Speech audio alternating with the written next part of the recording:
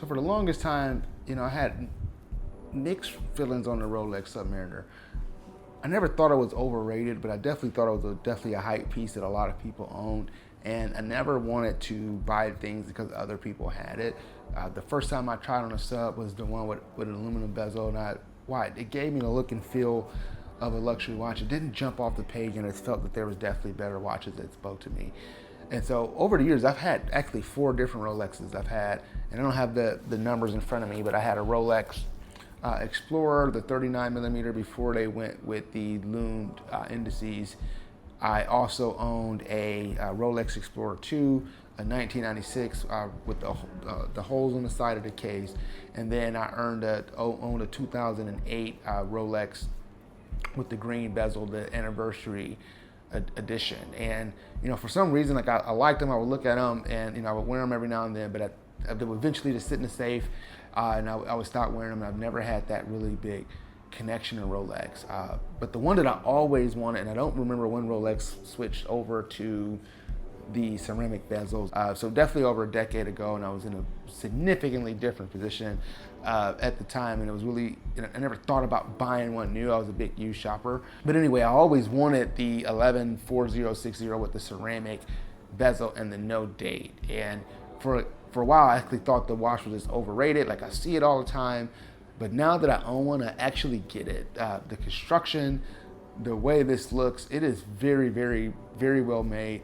And it actually reminds me a little bit of my journey that I had with Omega, where I had a ton of different Omega watches before I finally landed on a Speedmaster that's been in my collection for a long time.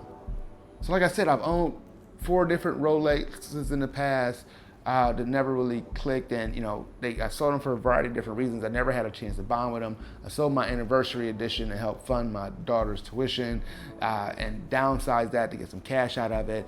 And I would never do that with none of my JLCs. Like, they just never really speak to me.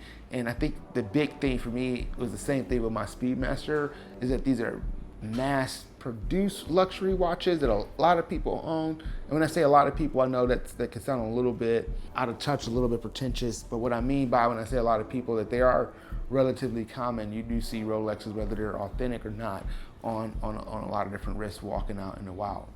But there was something just about, when I turned 40, I wanted a Rolex that I was going to say I wanted a staple in my collection, and I was going to find the one that spoke to me. And 114060, the 114060 with the no-date, really just stood out to me. I love the 40 millimeters, and it was right at the perfect time for me to think about picking it up, because Rolex over the last couple years have made the case slightly larger.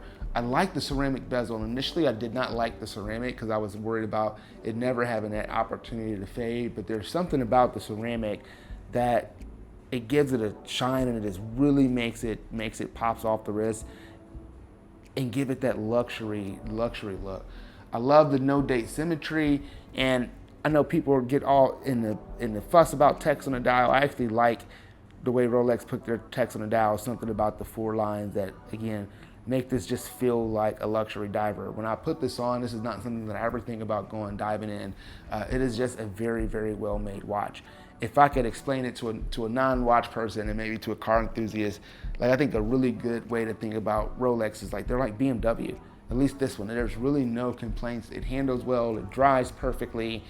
And no, it might not be a Lamborghini. It might not be, an exotic muscle car, but as far as like accessible luxury cars like BMW, in my opinion, it makes one of the most fantastic cars on the market. I love the way they handle it, and that to me, it gives the same experience for me when I put on a Rolex. It's like I'm driving the BMW. And the first impression when I put this on, like, I didn't do a review when I first got it, because again, like, this watch has been reviewed so many times before. But the watch feels familiar. Like, it's definitely one, the DNA is there. I've owned it before, but it somehow feels and looks a lot more special than my anniversary edition. I think it really is the shine on the bezel. And I love the updated, when you get to the newer models, the Glide Lock class is such a comfortable experience. And I think it is these little aesthetics and like having a newer model watch that I'm starting to say that I enjoy. I'm actually admitting that I enjoy these little bitty micro adjustments that you can't always find on vintage models. And I'm not surprised by this. Like, this is very similar to how I started off with my Omega. I had a lot of different Omegas before landing on the Speedmaster. I've had 3 different POs, Planet Oceans, from different variations. I'm gonna get my OG one back. I had to sell that as part of my move. But I've had every Planet Ocean. I had a couple of different Speedmasters. I had a Speedmaster Reduced, I had the automatic Speedmaster, and it was all because I really wanted the Speedmaster, but I was talking myself out of it because a lot of other people had it. And that's a really dumb way to approach it. I've always been a fan of just buying what I like and buying what I want. I don't do that with very many other things, but for some reason with the Speedmaster, it took me such a long time to come around and buying it. And very similar with this Submariner. It took me a while to admit that this is just a watch that I wanted. But I am glad that I'm here today and I've added that to the collection. So I do want to talk a little bit about the watch and why this is just different for me. First off, I think the bezel on this is just so crisp.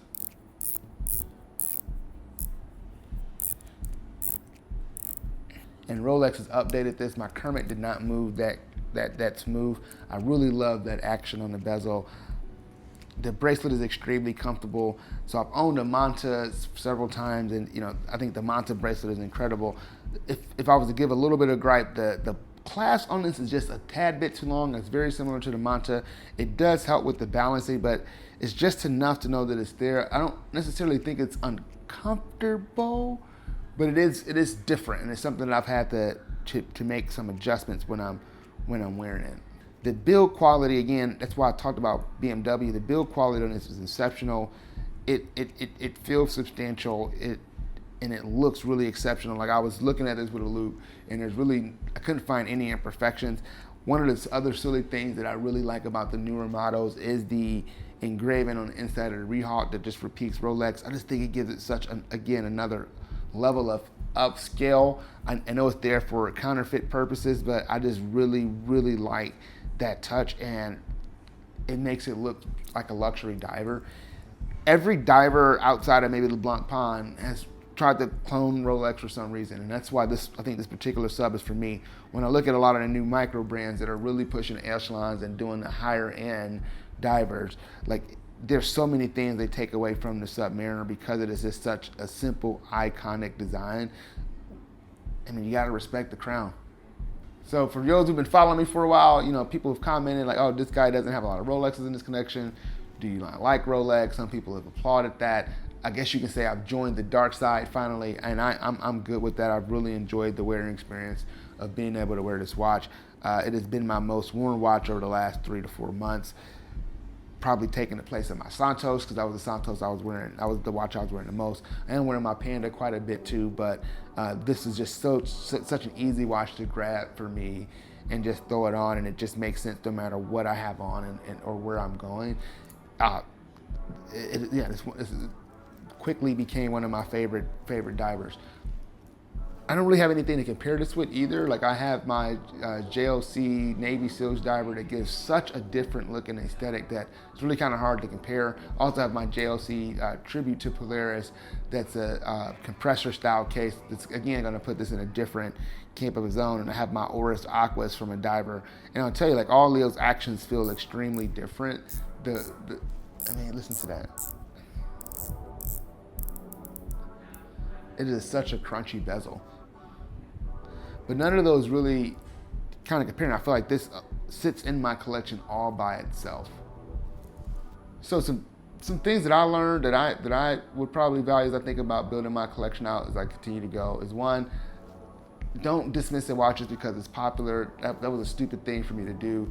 There are some very popular watches that I do like. I am going to probably get an AP very, very soon as well. I really do like the look, and I was trying to buck the whole integrated bracelet swing. I've always liked the AP. I didn't like the really chunky ones. I like the jumbo case with the thinner movements. I think those look incredible. But they're incredible watches, and I'm just going to own it. Sometimes the most obvious choice is obvious for a reason. For me, I could have probably saved myself a few $1,000s and collected some other pieces along the way, but I was being this stubborn about, hey, this is what I want to do. I'm going to go against the grain. Let your wrist decide, not your ego. So that was my biggest takeaway. I was letting my ego decide my collection, and I really should have just went with what my heart was telling me and what my wrist was really wanting to wear. But be that as it may, I am happy that I am here, so there's no point dwelling in the past. what a sweet pickup. If you've gotten this far, please do me a favor, like and subscribe to the channel. It really does go a long way. We are really close to 2,000 subscribers, which is far and well far beyond anything that I ever thought that this channel would be doing. I just did this in a method to post hobbies. I don't really post consistently, but I am getting better at that because I actually enjoy making videos when I have time to sit down and do it. So like and subscribe to the channel. If you also haven't done so already, I have another channel called Walk and Talk with Jimmy. It's very similar to the JLC review experience or the service experience video that I shot, except I'm sharing leadership thoughts. I've been leading people for over 20 years and wanted a way to be able to give back. So just me sharing free content for people who don't always get to go to, formal education or get the experience leading. I just really love being able to share some of the things that I picked up along the way. So just curious if there's been any watch you avoided but ended up loving, anything that you were like, you know what, this is this hype, but you got the experience maybe at a watch meetup or with a friend and it changed your mind. And one more plug, subscribe for more watch stories and collecting insights. This is your boy Jimmy. I will see you all soon.